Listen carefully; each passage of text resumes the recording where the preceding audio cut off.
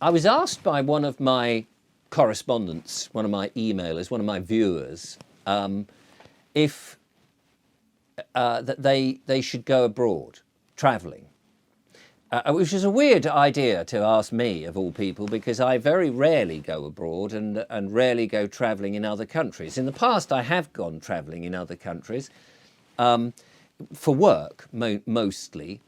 I've been fascinated by England. I love England. I love its history, even though we now are beginning to learn that some of the history is not quite as it was brought out. But it's the sort of the social history, the buildings. I love the agricultural history and how farms had developed and how villages came about, and the little jobs, if you, not so much little jobs, but the jobs, the blacksmith, the baker, the candlestick maker. I often say these things. The way that people used to work with their hands and be part of a community.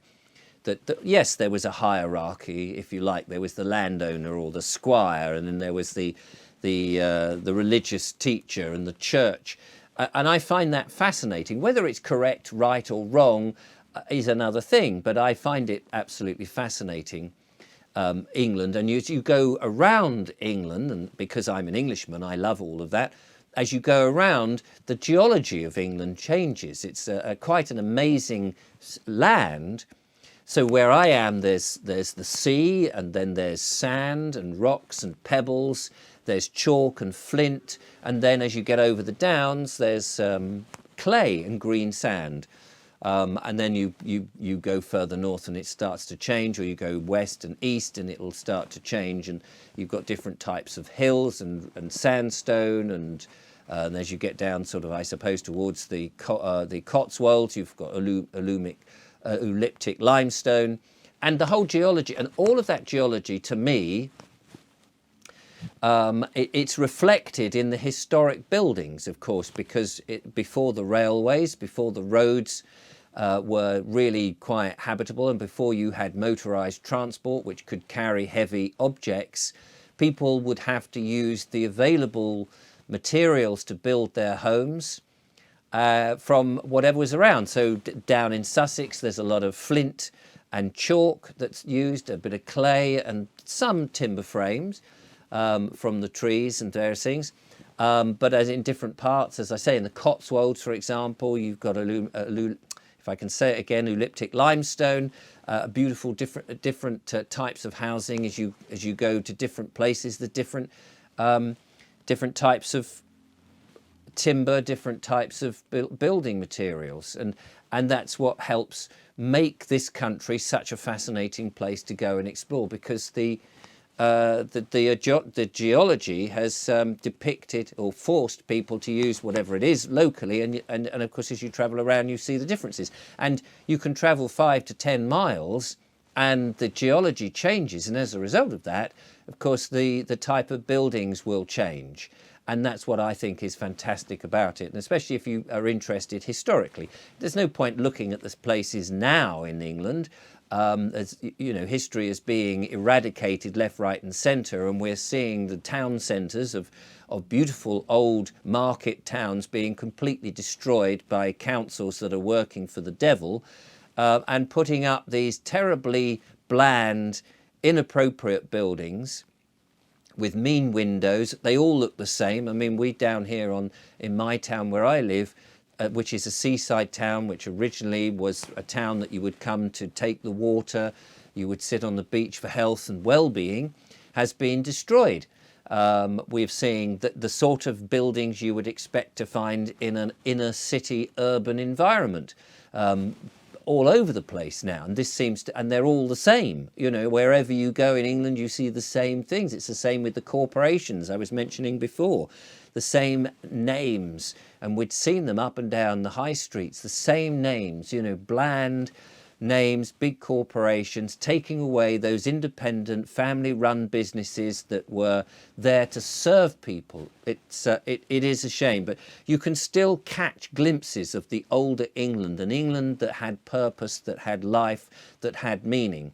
And now, unfortunately, wherever you go, you're just seeing these plate glass windows, these plastic hoardings. You have to look up to see perhaps some of the original buildings whilst they're still here. But anyway, my correspondent said, you know, should we go abroad at the Times at the moment? We haven't got a passport. We don't know whether we should get a passport and go travelling and see a bit more of the world. Now, you know, it's very difficult for me to advise whether you should do that or not. Many people do. I think part of their fear was if the balloon went up and things went a bit horrible like they did 4 years ago, would they get trapped? Could they get home?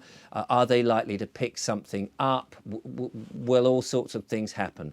I don't know is the answer. I don't go travelling. Now, there'll be many people who say, no, it's absolutely fine, go. Maybe there'll be some people who are saying, well, should you?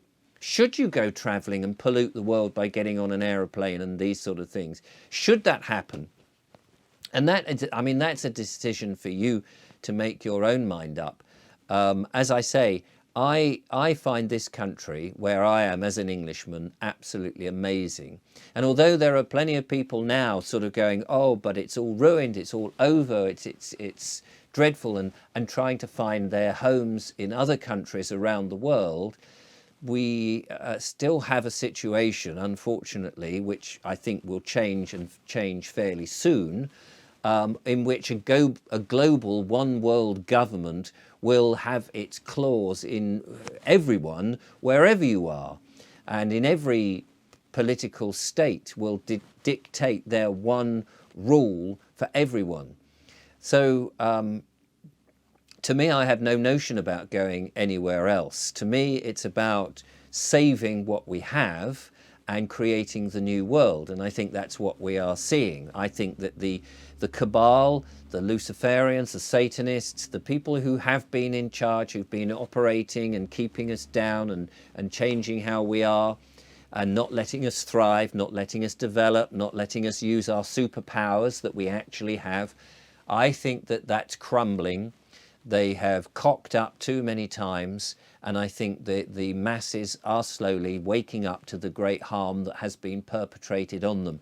We are beginning to realise that the ways and the history and the knowledge that has been hidden and occulted for centuries is now available, and that we are a lot more powerful. We are actually the only ones that are creative.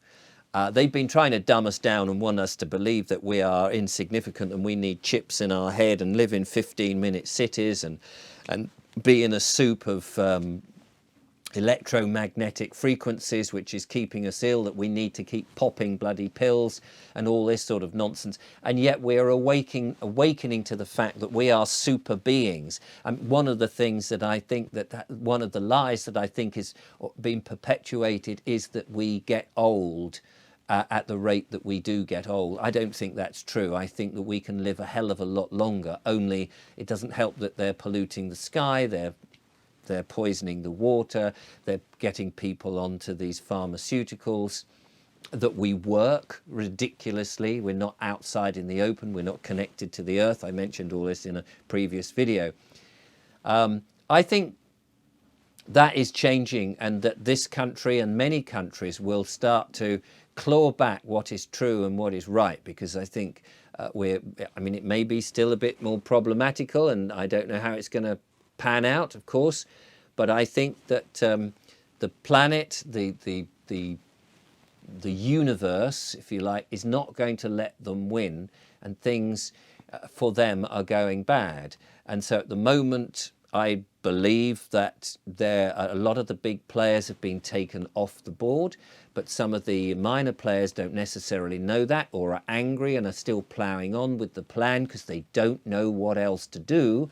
And the other thing is that these minor players who are in positions of power, people like politicians, minor players like prime ministers and people like that, are still going through the motions because their leaders, the people who have blackmailed them or have brainwashed them or have the hold over them, they may have disappeared, but they're handlers, as it were, and these people do not know. They don't know how to correct the status. They don't know, they have no empathy. They've been bred as narcissists. They cannot work on a human element like you and I. And so all they know is to keep going and to keep getting tougher and tougher. And so, but that they will be removed, they will be taken away, and they cannot win. They cannot win. So I think this country, in other words, what I'm trying to lead up to is I think this country is going to be beautiful again. I think that we are going to see, I mean, it may take some time, we're going to see the shrinking of towns and cities. We are going to see people claiming back the countryside. We are going to see people farming once again, and subsistent farming. People who, the work that they do will be meaningful. People will go back to using their hands and being creative and singing and dancing and laughing and thriving and bringing up their own children. They won't be going down the route of being indoctrinated by a state curriculum. That world is over. It just, the transition from that world dying to the new world creating may be bumpy, and it may take a bit of time.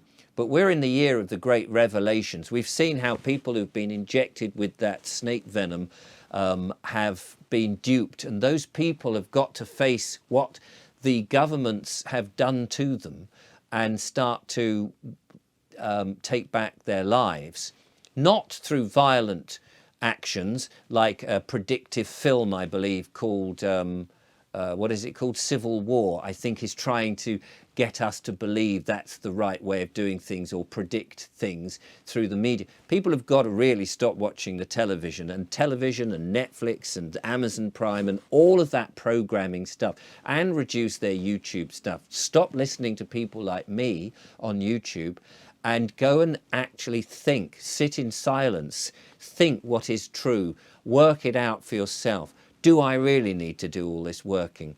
Do I need to go traveling around and all of that? Maybe it is for you. I can't tell you. But ultimately, taking that time to think what is genuine and what is honest and what is honourable and what is helpful to one another and what is good for a new beginning is where we need to be, instead of buying all the trinkets, buying all the crap from the big corporations. That's where we've got to be. If that means that you need to see other cultures in different parts of the world and that will help you make that decision, then that's what you've got to do. But if you are able to realize that you have the magic within you, that we can rebuild this world, you may not need to go anywhere. You may just need to bring the friends and the family together again and bring them round the table, break bread, smile, laugh, dance, enjoy yourself, watch the sunrise, watch the sunset, breathe fresh air if you can find some, and all of that. And we will create a new world. So I don't know if that's answered your question, my lovely viewer who asked about the travelling. Maybe the audience can leave the comments. But that's my thoughts today. Thank you for watching.